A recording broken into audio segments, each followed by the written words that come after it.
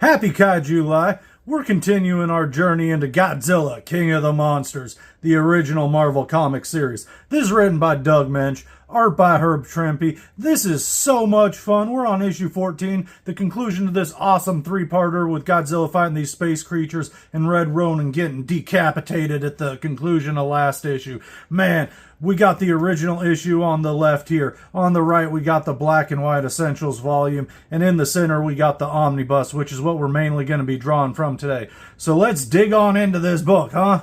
There's something to be said for reading these old comics, but still, looking at them right next to each other, you can see the clear, bold colors of this modern reprint in the omnibus, and it just looks so much sharper and nicer.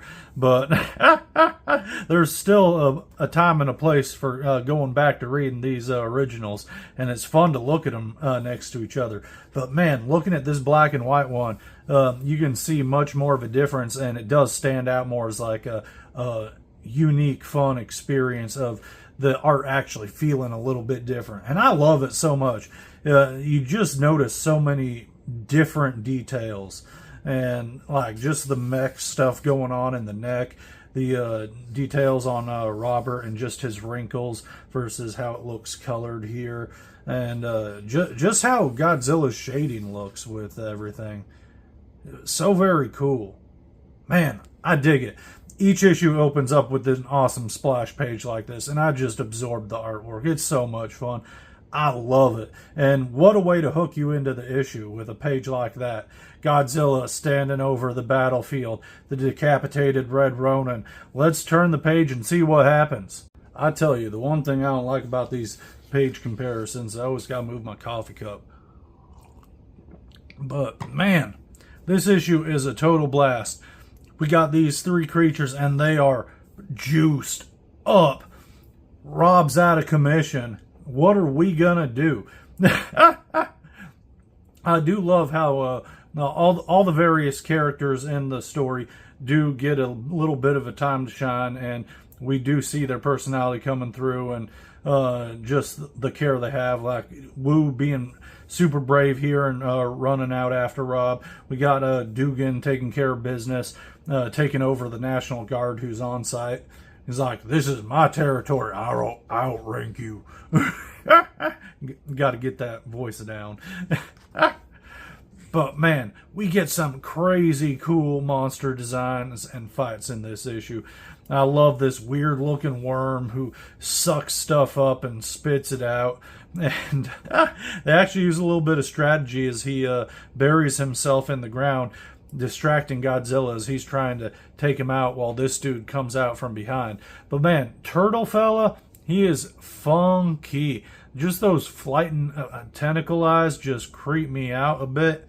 But he's cool. It's this fella, though. He looks like an actual tokusatsu design. Like, he looks like an Ultraman type of villain. I'm pretty sure I've seen that before. But fight keeps going. We get a little bit more with the shield fellas, and then we flash back over to these beta aliens, and man, the way their necks just kind of droop down, I don't like it. I'm not crazy about the alien designs, but the monster designs are fantastic. And this page, the fight continues, and we actually got our shield fellows diving into it and helping Godzilla out. Who would have thought it? But this page right here, I love how this looks. This fight is so cool. I love every single panel. Feels like an awesome piece of artwork. Like this right up here, them zooming down and shooting the close-up on Godzilla's face, the tail smack, the stomp. Just, you know what? Let's look at this. Yeah, that's pretty cool. Check it out. We got the black and white version of it right here, and that looks so dope. That's sick. And I love how Godzilla's eyes look here in the black and white too. But we can't forget about that beautiful original printing.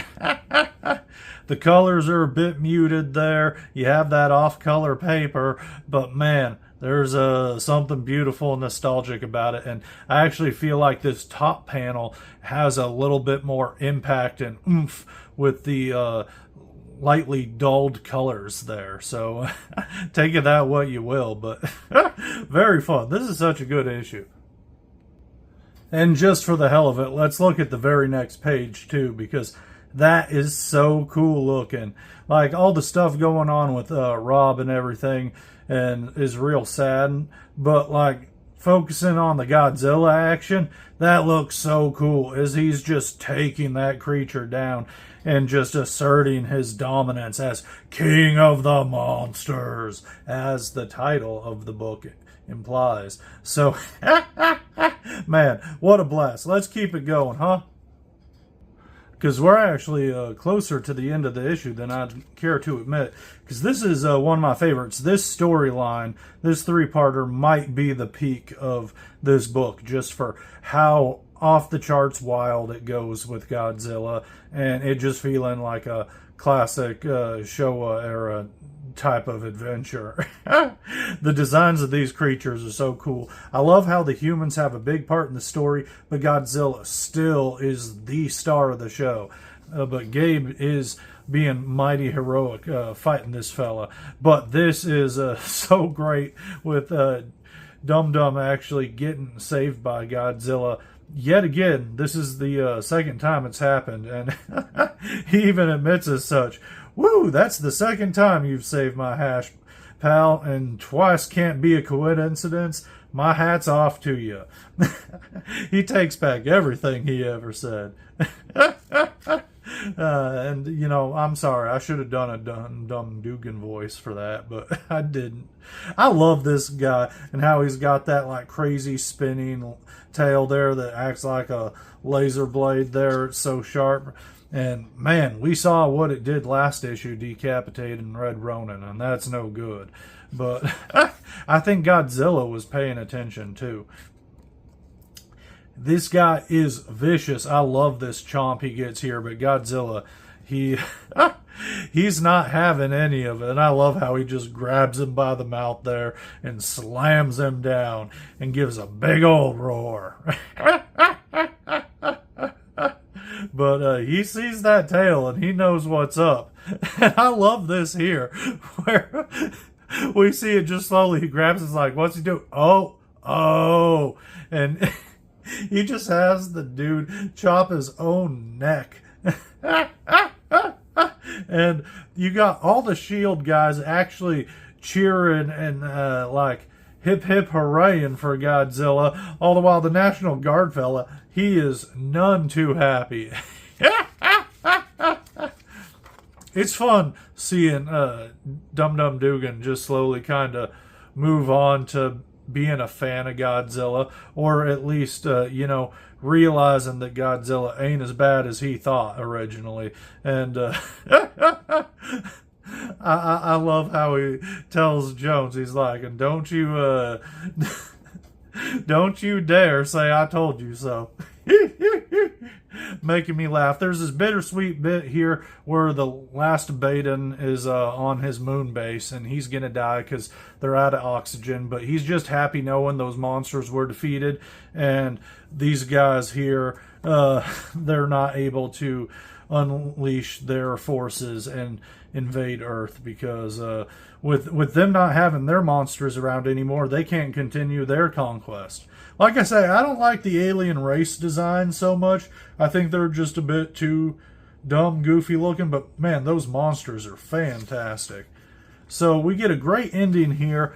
A wonderful shot of Godzilla. I just love the perspective of everybody here and just how massive Godzilla is, and just so cool. He's such an awesome dinosaur.